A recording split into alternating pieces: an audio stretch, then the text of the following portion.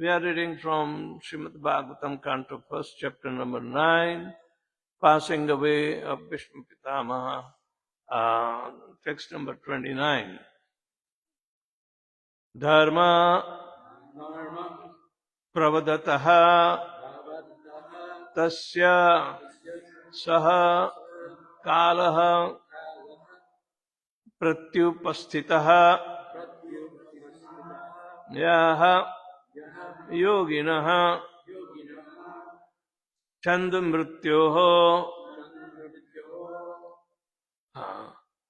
vanchitaha tu uttarayanaha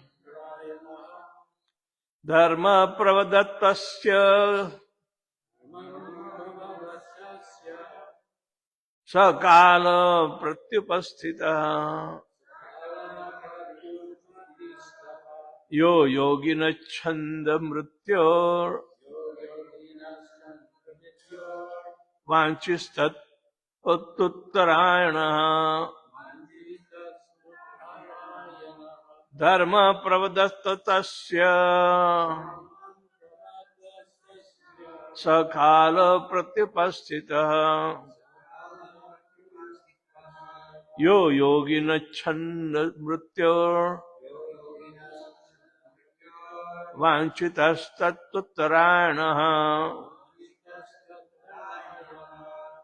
dharma pravadatasya sakala pratyupasthitaha yo yogina chanda mrityor vanchitastattarayana Dharma pravadatasya sakala prayupastita yo yoginas chanda mrityor vanchitas tattarayanaha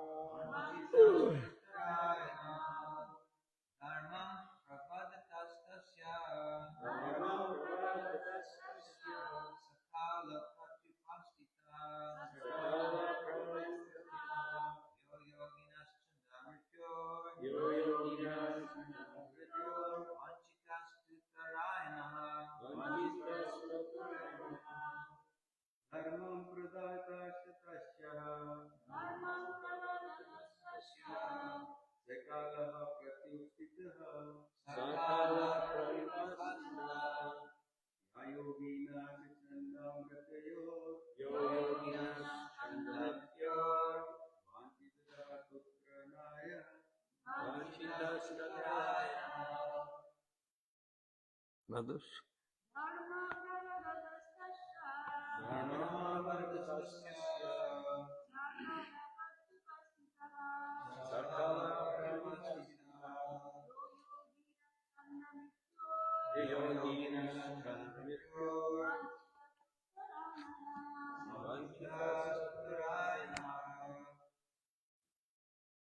Dharma, occupational duties.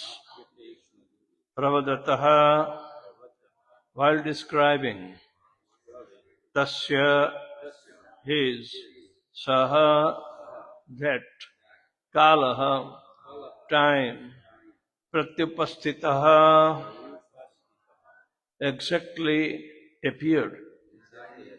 Yaha, that is, yogina, for the mystics, chandamrityaho, of one who dies according to one's own selection of time. Vanchitaha is desired by two, but uttarayanaha, the period when the sun runs on the northern horizon. That is January 14th, when the Kumbh Mela also starts. Right. Translation and purport by His Divine Grace, A.C. Bhaktivedanta Swami Srila Prabhupada.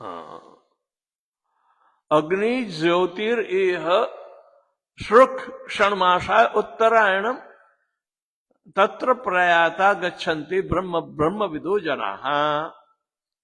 Those who know the Supreme Brahman attain the Supreme by passing away from the world during the influence of the fiery God and in the light at the auspicious moment of the day, during the fortnight of the waxing moon, during the 6 months when the sun travels in the north.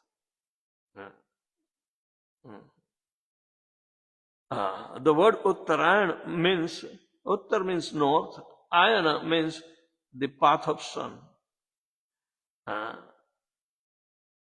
The sun changes the course exactly on the same time every year. That is 14th January. 14th January. And the Kumbh Mela begins. Because the devotees come with a resolve. I will stay in the Kumbh Mela for 1 month, which is called Kalpavas. Kalpavas. 1 month can be multiplied by Kalpa. You know the calculation of the Kalpa. And Brahma's 12 hours. It's called Kalpa. But those who are practitioners, and they want to stay during Kalpa. And it doesn't mean that they will stay there whole year. At least as long as the Kumbh Mela begins and ends. They come to do Kalpavas, to stay there for the entire month. Month and a half sometimes. The time limit is increasing according to the calculations. So, in Ashtanga Yoga, the practice has been perfectly situated for the yogi in his maturity can decide when to quit the body. Those who are not of yogic practice, they will be quitting the body by force of material nature. But those who have conquered the material nature of the three modes of and situated in absolute truth, he is on a transcendental platform, even though he is encaged within the body. But his consciousness is completely out of the body. So naturally, the consciousness decides to live where the path of liberation, that is Uttar, north. And north is so auspicious that even wherever you are and you do not know the direction, but still you'll be able to see the sun and the sky and can decide which is north. Simply by sunrise is in east. But when he travels during this month, then it becomes so auspicious that it is said in the Shastra that generally you face east in performance of all the activities. Even the deity has to face east while installing. All right? And person who is a practitioner either of yoga or bhakti yoga, or even when we are told to chant Gayatri, either we face the deity or Srila Prabhupada, that is only east-west situation is there. But if you do not have, and yet you have to chant Gayatri out of the temple environment, then you face north. But never face south. South is the gate of hell. But those who have not only conquered the three modes of material nature, but who transformed his material body into spiritual body. then they will be not afraid to even traverse. It is said that Janak Maharaj, father of Sita Devi, he is known as Videha. Videha means Vigatasya Yasya Deha iti Videha. One whose bodily conception is gone. He is really Videhi. So for him to travel in any direction is okay. Not necessarily north. So one time Janak Maharaj thought, let me try to traverse and see my godbrother Yamaraj, who is situated in south. It's a thankless task to remain situated in the south, where the compulsory death is awarded to the ignorant mass, and yet they are doing the unwanted activities, and they are thus punishable. So Janak Maharaj was thinking of meeting his godbrother, and he traveled on the south. As soon as he came near the gate of the hell, all of a sudden, the residents of the hell, means those who are punished and for their sinful activities, they immediately started feeling the relief. And the Yamadutas and Yamaraj could not understand, why is it going like this? Then ultimately, looking even outside, they saw Janak Maharaj is standing, and the air which is passing through his touch of the body was entering into the gate of hell, and it relieved them so much of the pain that they were supposed to be forcefully undergo.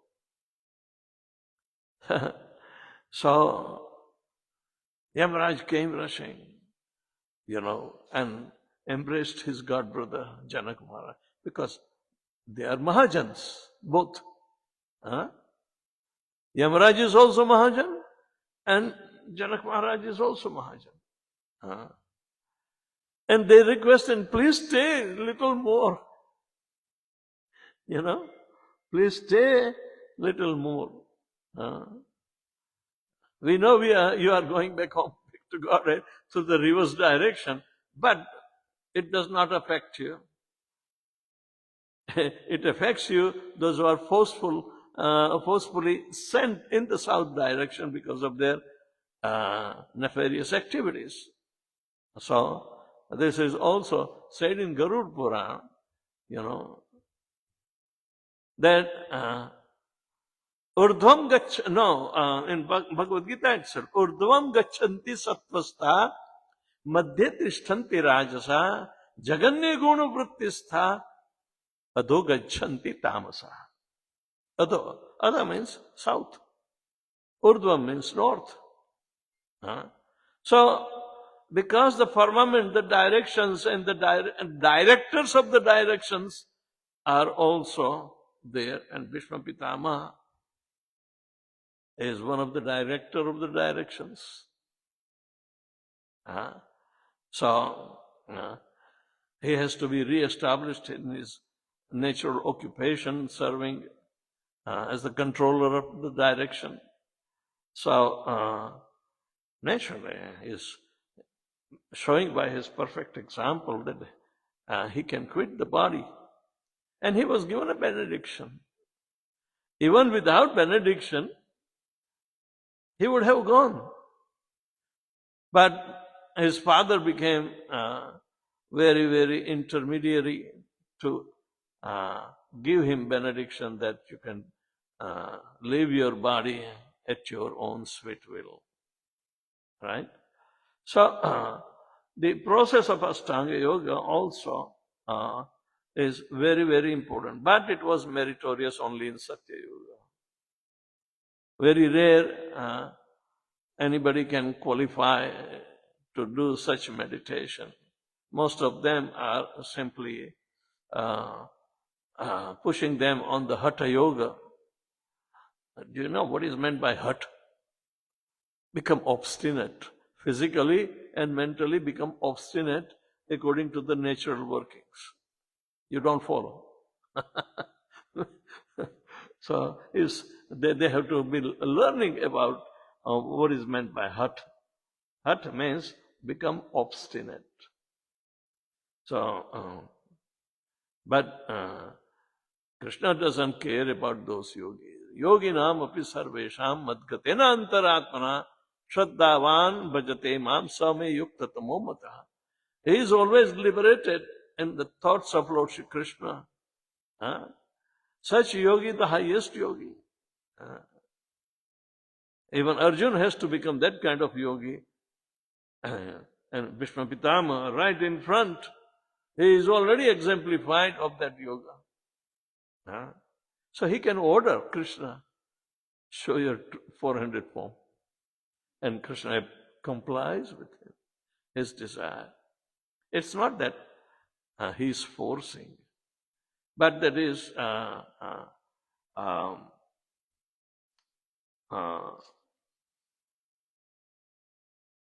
the process, Krishna has approved. And this process has been known as Yatra kale tvanavrittim avrittim chaiva yoginah prayata yanti tam kalam vakshyami Bharata Sharva. O best of the Bharata, I shall now explain to you the different times at which, passing away from this world, the yogi does or does not come back. So, that is the one who doesn't want to come back. They prefer Uttarayanam. Then those who are not desiring, that is Dhumo Ratris Tatha Krishna Sharmasha Dakshinayanam Tatra Chandramasam Jyotir Yogi Prapya Nivartate. The mystic who passes away from this world during the smoke, the night, the fortnight of the waning moon, and the 6 months when the sun passes through the south, reaches the moon planet, but again come back. Uttarayan is showing the path of the north, and people become liberated. If you go other way, in the Dakshinayanam, then you go to Chandra. It is only the guiding line. Sun is the guiding line to go to the path of liberation, and moon is the guiding line for those who want to come back, or those who are going to come back. So, Shukla Krishna Gati Hyete Jagate Sasvate Mate Ekaya Yatyan Anavrittim Anya Vartate Puna. That according to the Vedic opinion, there are two ways of passing from this world, one in the light and one in darkness. When one passes in the light, he does not come back, but when one passes in darkness, he returns.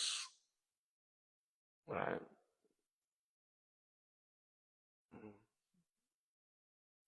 Although the devotees know these two paths, O Arjuna, they are never bewildered. Therefore, be always fixed in devotion, and that will be surpassing, the forceful depth. So, this is the reference that Bhishma Pitama is choosing because he has connection in service.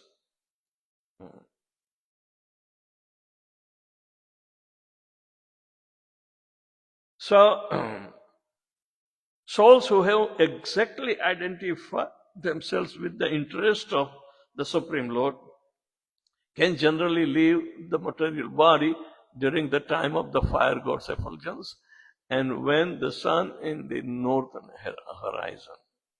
This is the general system that if you have to serve the Supreme Lord, then pass during the daylight.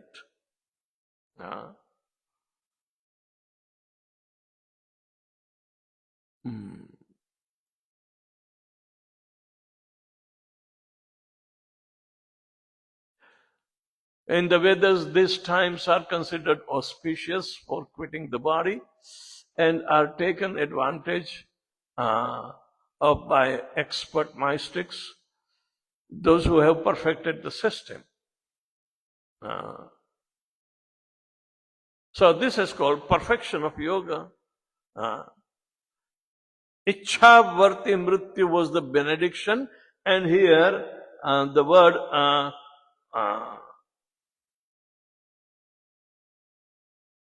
vanchitas mrityu, chanda mrityur vanchita. Chanda mrityu means a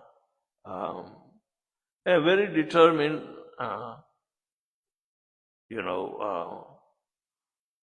time of quitting the body. That means a person is conscious. While passing away from the body, he should remain conscious.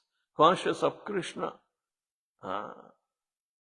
Tayam yam vapi smaran bhavam tyajanti ante kalevaram tam tam tamay vaiti kaunte sada tad bhavu bhavita. It becomes a cardinal rule. Always you will be achieving the state of existence what you have fixed in your mind at the time of quitting the body. You will definitely get. The antakale chammameva smaran muktava kalevaram sapriyati madbhavam jati natru samshaya. It's an axiomatic truth.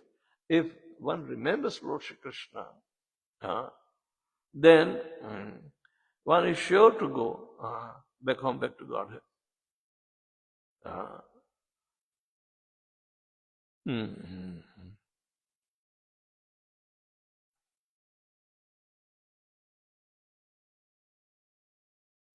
Yogis can also reach to any planetary system.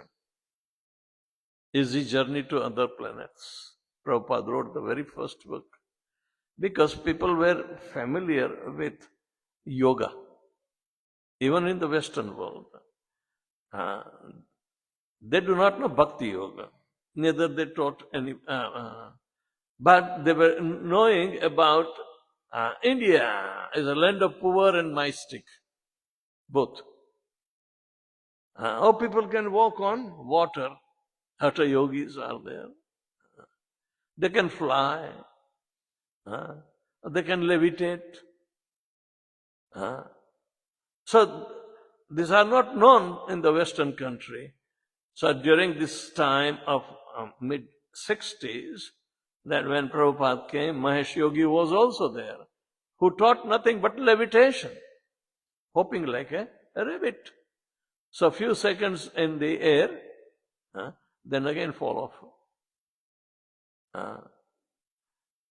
A frog can levitate better than Mahesh Yogi. What's the function?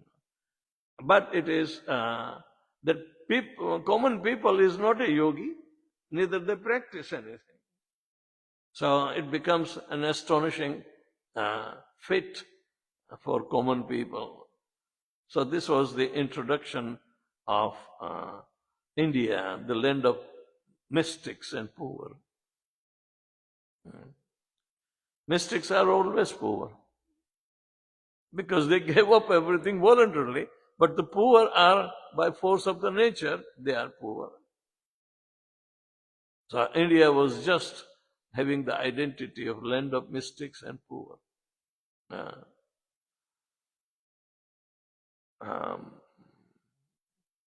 Yogis can reach the highest planetary system within a very short time.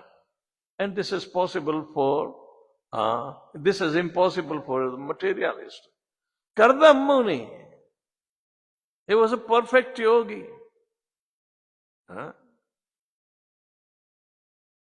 A perfect yogi means a totally renounced, means sannyasi, more than sannyasi.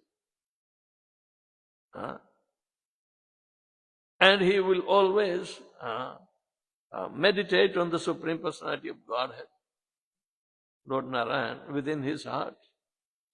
A perfected yogi. But yet, he was Brahma's son to become Prajapati. All right? The Lord has to intervene and keep him in the status of a Prajapati. Lord Vishnu came in front of the yogi Kardam Muni and say, "You are so perfect, but I want to become your son. I want to become your son." And Kardam replied, "So, I will fulfill your desire, my dear Lord." This fact was known by Narad Muni, somehow or other. And Manu Maharaj, who had 3 daughters, Akuti, Prasuti, and Devahuti. 2 got married to Prajapatis, and Devahuti was supposed to be there. But she was very intelligent. Very intelligent. Krishna conscious. And Narad Muni came and induced this desire in her that if you have to marry, then there is only one person who is qualified, and that is Kardam Muni. Because the way your desire and your mindset in service of the Lord is so saturated, you are not like your 2 other sisters. Prasuti means one is expert in delivering children, and Daksha means expert in producing children.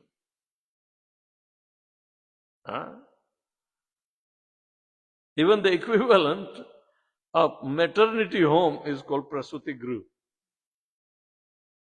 It's called Prasuti, chamber of Prasuti. So, Devahuti heard from Narad Muni. So she contemplated. And he says, if the Supreme Personality of Godhead will come as his son, then naturally my desire will be fulfilled. She had only one question and one resolve. When everybody is gone, who will deliver me? Who will deliver me from this material world? So she exposed her mind and told Manu Maharaj and his mother, Shatarupa, that if you are thinking of my getting married, I can marry to only one person. And that is Kardam Muni. Now he is a sannyasi, he is more than a sannyasi, always carrying the Lord in the heart and doing all the austerities for years together. That is his habit.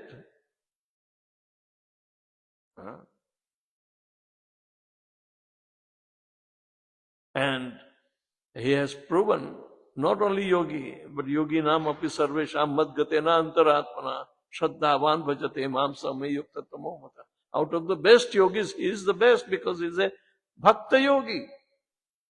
Right? So,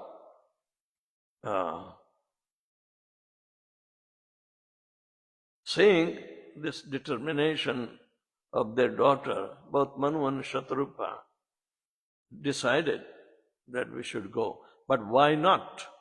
let's go with all preparations of getting married right there. They did not consider the place or of the marriage or anything. When they saw Kardam Muni was in a simple hut and meditating, so they have to wait till he comes out. When he came out of the meditation, he saw Manu and Shadrupa and with his beautiful daughter. But all the people surrounding him, they are ready. And he was saying, my dear Lord, you are the king of the world. How come that you have appeared?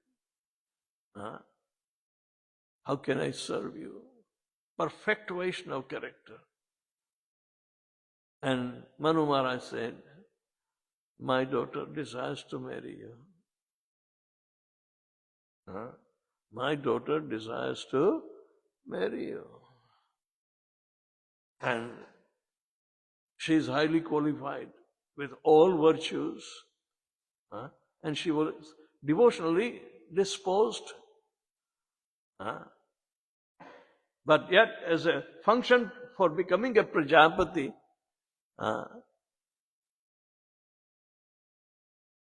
that is the function of even Manu and Shadrupa. They are one of the manifestation for propagating the human species. That is, Manu and Shadrupa are the original father and mother who indulge in sex life to produce children. So, otherwise, Brahma beget only Manasaputras, mentally conceived, with his tapa sadhana, all other alternative methods. Even he engaged Lord Shiva to become Prajapati. But the prajas that produced by the rishis, they were at loggerheads with the prajas produced by Lord Shiva. There are 11 Rudras, and Rudra's prajan is called Bhairavas, and Bhairavas means Bhayanak, very ghastly. They don't go together because it is the effect of the modes. The demigods are of mode of goodness and Bhairavas are in mode of ignorance. How do they match? So, started quarreling, and Bhairava was very devouring the prajas. So Brahma got frustrated to produce praja. It's a difficult job. To maintain them is a difficult job. And to sustain them with the highest caliber of culture is also difficult.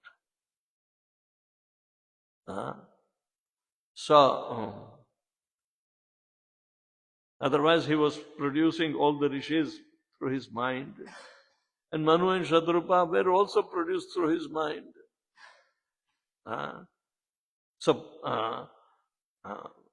Manasaputra, Manasik Praja.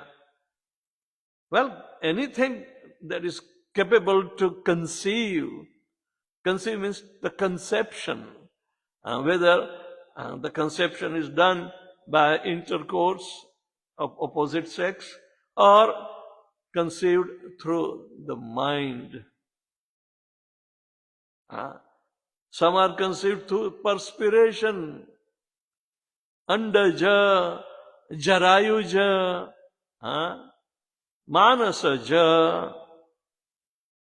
All different systems were there of conception. Brahma was capable, the first progenitor. He was endowed with such, thing. He can conceive through his mind. But that conception is not going to populate. So ultimately, he created Manu and Shatrupa. Manu was having mustache and Shatrupa raised breast. That is described in Bhagavatam and in third canto. And then They were engaged in sex life and children were produced. Who were the first progeny?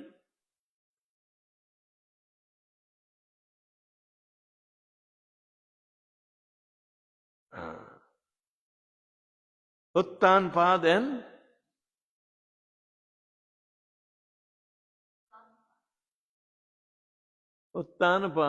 and something like Vichitravirya.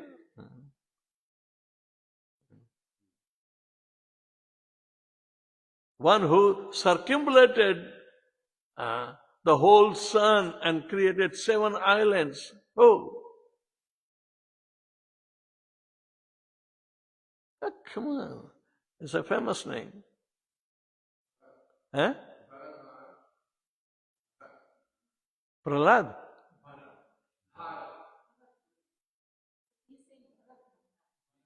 Bharat Maharaj, no?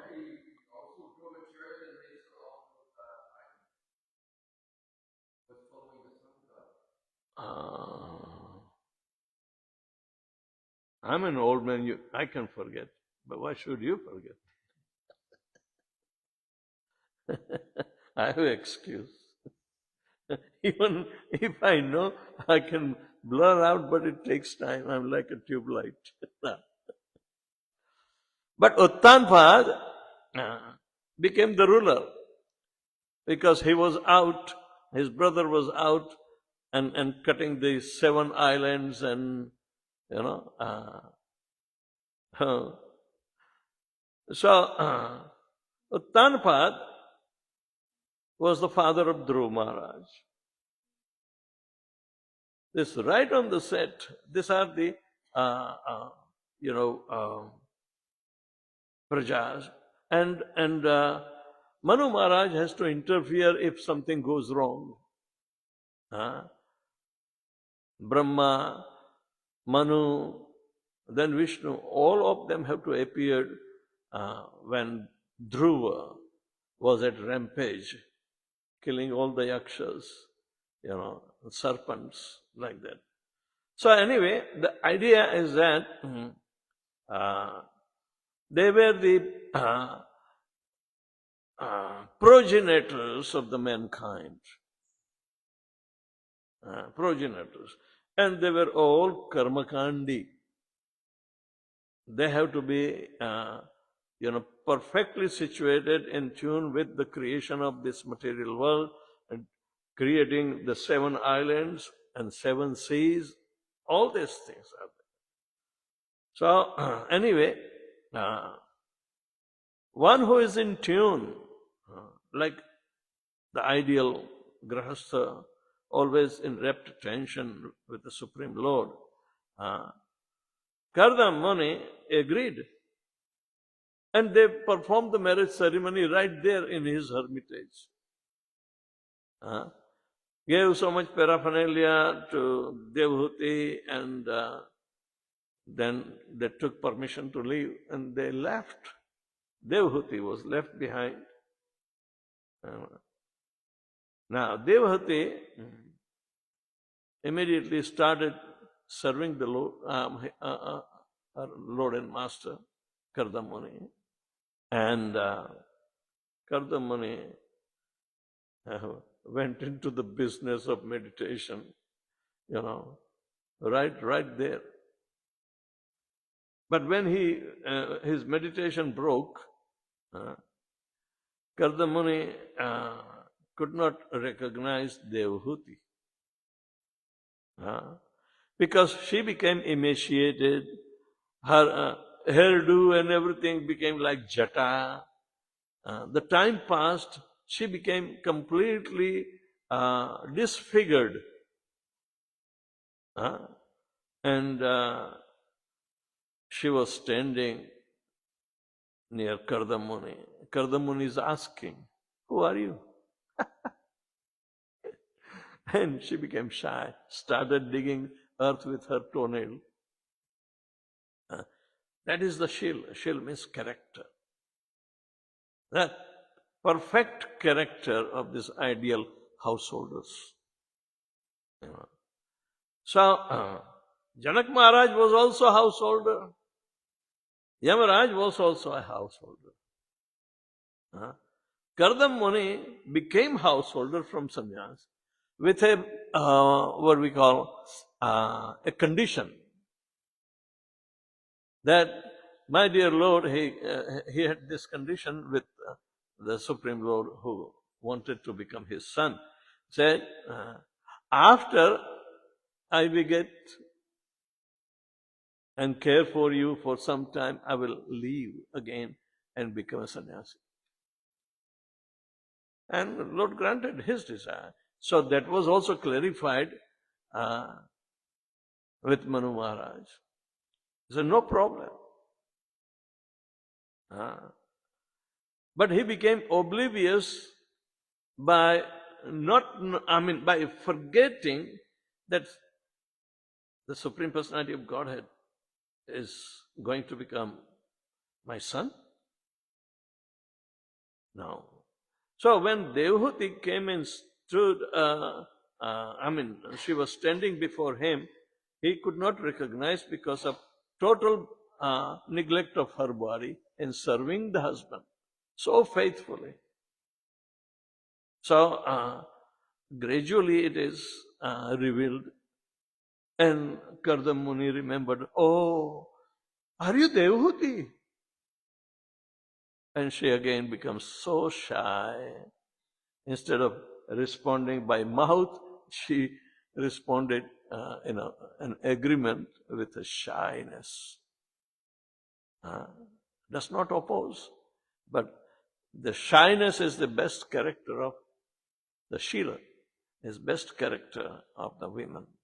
So, Kardam Muni said, oh Devahuti, I totally forgot about you. That we were married and okay. By my yogic prowess, I want to send you to Bindu Sarovar. Go and take bath there. Lord Shiva's assistants are there, and they will help you to regain your luster back and come back. Meanwhile, Kardam Muni created a flying island with the proper palatial and the gardens around it, just to please Devahuti. A flying island. And he took her when she came back, said, let's go. I will show you the whole Brahmand. Whole Brahmand. When people get married, where do they go? Niagara Falls. In India, they go either to Thailand or Mauritius. They think these foreign lands are sense gratification. And they go. Or otherwise they come to Kerala. So, the point is, Devahuti, just to please her, Kardam Muni is now entering into the Grahastha life. Alright? And he took her to all the planetary systems and arrived at Brahmaloka, where Lokaloka mountain is there. On the top of the mountain, Lord Brahma's kingdom is there. Devatas. And at the bottom of the Lokaloka mountain, there is beautiful Nandanakana. It's called picnic spot of the Devatas to bring with their consorts. So Kardam Muni shows all them. Look at that. They come here for sense. And look at that. Just by touching is Kshira Samudra. Kshira Samudra. So this is the thing. And then Kardam Muni expanded 9 times and beget 9 daughters. Alright? Then they are coming back. Kardam Muni thought, okay, now I should retire. So after coming to the hermitage again, and with the 9 daughters, Kardam Muni says, I think my job is over. Now I want to go back and meditate. But Devahuti was very intelligent. Said, my dear Lord, these are 9 daughters. They will be married off to the Prajapatis just to be getting populate. That is a function of a Prajapati. But who will deliver me after they are gone? And I heard that Supreme Lord is desiring to become your son. When are you going to fulfill that? Just fulfill that obligation. Then let him have some maturity and then you can take off. This is the purpose of the ideal household life. Of course, I have the whole seminar I have given several times,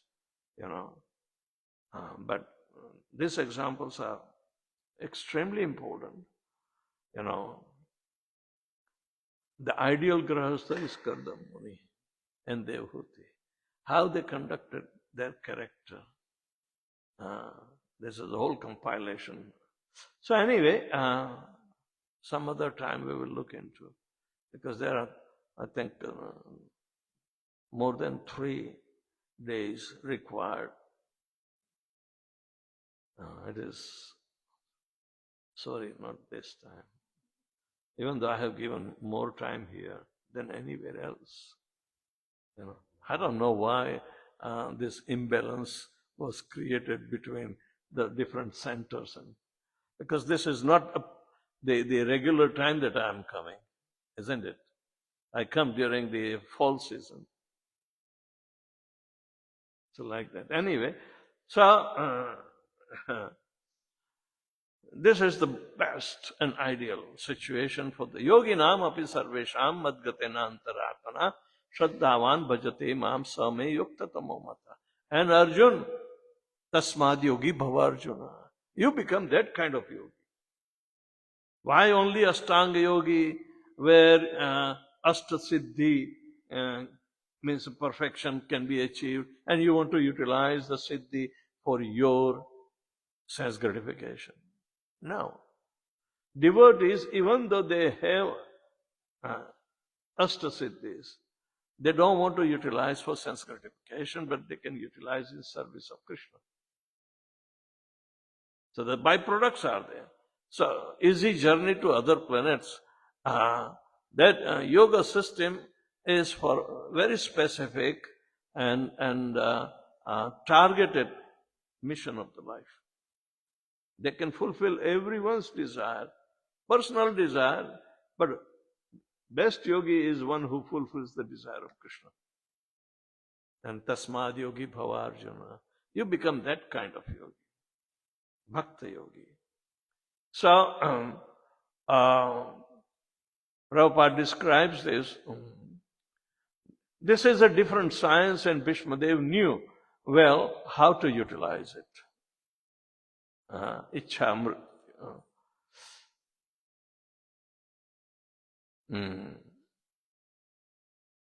He was just waiting for the suitable moment to quit his material body. And the golden opportunity arrived when he was instructing his noble grandsons, the Pandavas.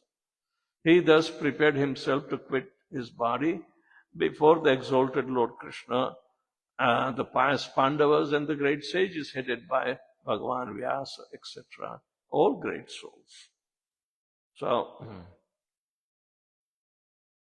we have seen some of the elevated devotees also leave their body and full consciousness with full chanting Hare Krishna Mahamantra and the devotees surrounding. They were successful to quit the body. So it becomes so congenial that the perfection of devotional service can be measured at the time of death. And Prabhupada said, you must know how to fly your airplane. You must know. At the time of quitting the body, if you say, oh, I do not know how to fly, then your devotional service is not perfect. Of course, whatever you gain will not lose. But you can culminate by cultivation of the purified consciousness through chanting Hare Krishna and make a definite result, and Krishna helps. There are several devotees, in my experience, they have left their body consciously. So, anybody has any question or comments?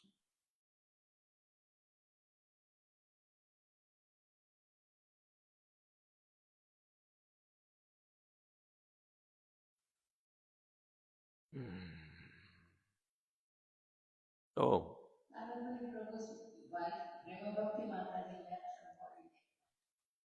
Let me put my hearing aid.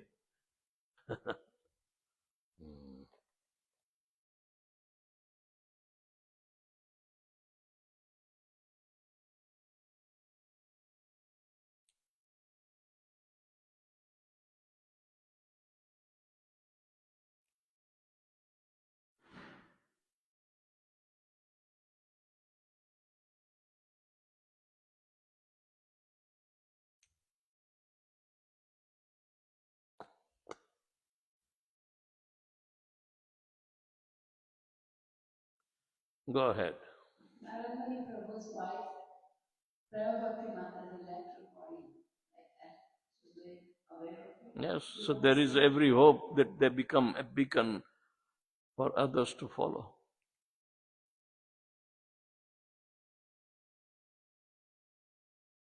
Someone asked us, are you ready to go to Krishna? She said, I'm going to go to Radha.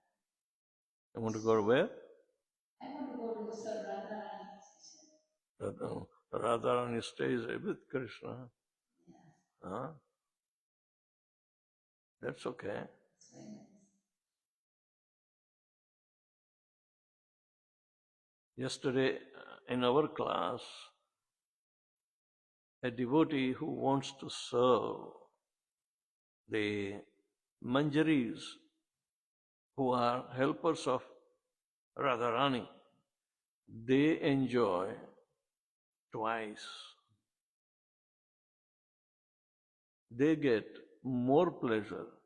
How Radha's, receiving the pleasure and how Krishna is obtaining the pleasure. She is in direct connection. So, Manjari Pad. Manjaris are assistant.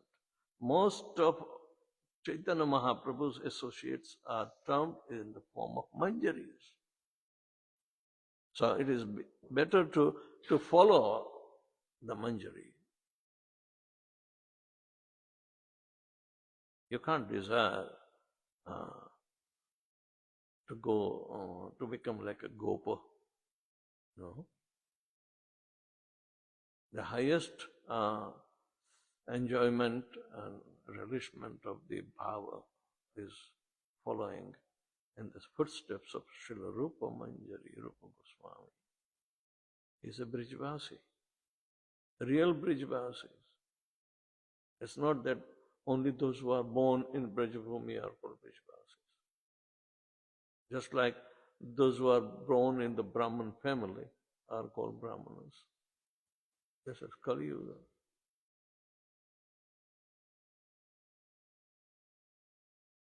That's clarified.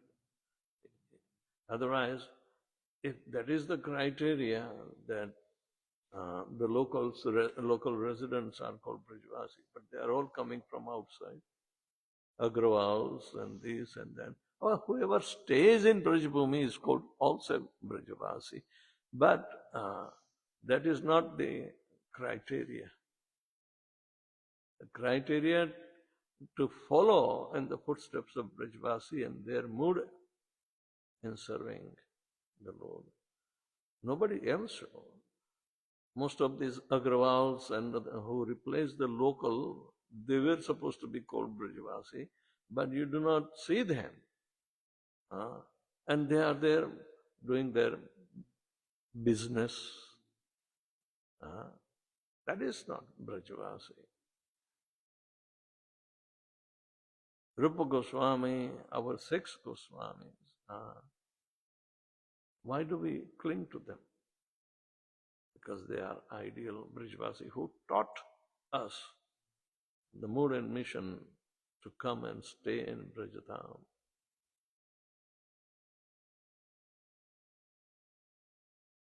Your question. Thanks for the message. Just wanting to know one thing, that from your classes we have understood that Vishnudev is a pure devotee, and the pure devotees are trying to engage in pastime of Lord Krishna, even though it is in that situation.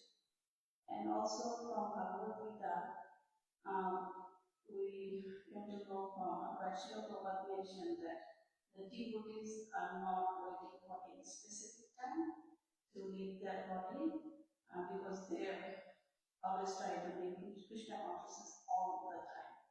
So my question is that even though Vishnu is a devotee, why he was waiting for this specific moment, specific time to leave his body, and what is the lesson for us from his past here? That you can develop a resolve like Bhishmadev. He will become an ideal example if you can follow in his footsteps. But he exhibits this privilege by the mercy of his predecessors, like his own father who benedicted him. Are we getting any benediction from our fathers? But yet, you desire that kind of thing. So naturally we have to look for that kind of association that inflame our desire. You can associate with the books of Srila Prabhupada. You can associate with Vani of Srila Prabhupada. You can associate, perfectly well.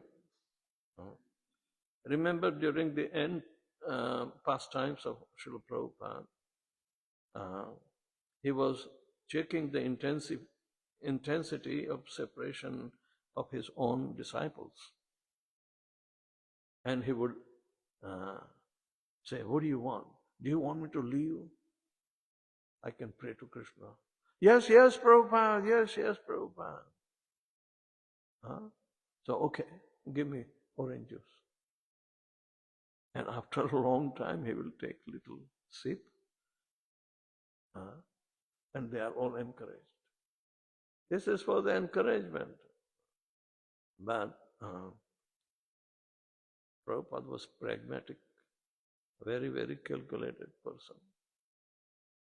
Otherwise, why he would return from London?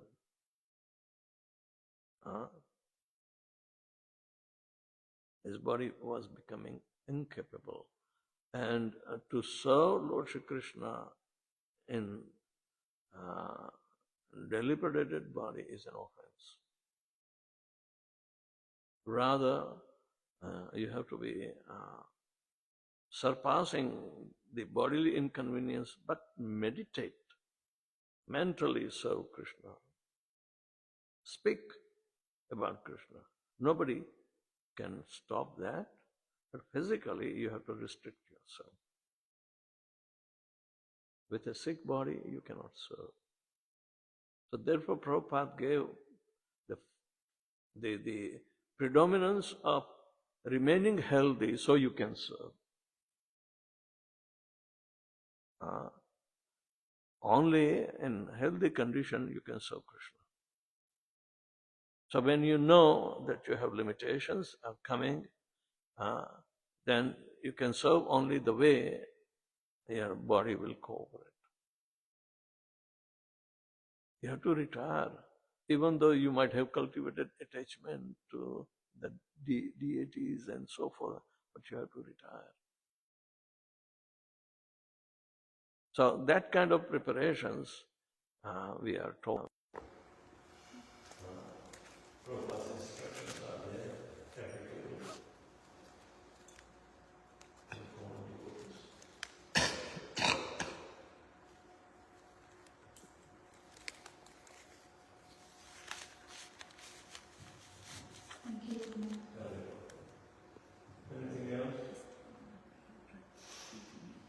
Guru Maharaj, I found the name. You are asking that who is the first son of Manu and Shatrugopal. You are asking that. So one is Uttanpal and another one is Priya brother. Priya brother.